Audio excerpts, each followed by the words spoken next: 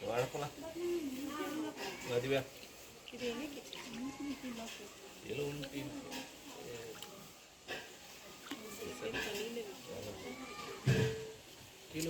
ஏய் ஏ திவ்யா வா. ஏய் மண்ணை கழிக்காதடா, உங்களுக்கு இதாகும். திவ்யா நல்ல விதமா உங்களுக்கு சொன்னா ஆபத்து இல்லை.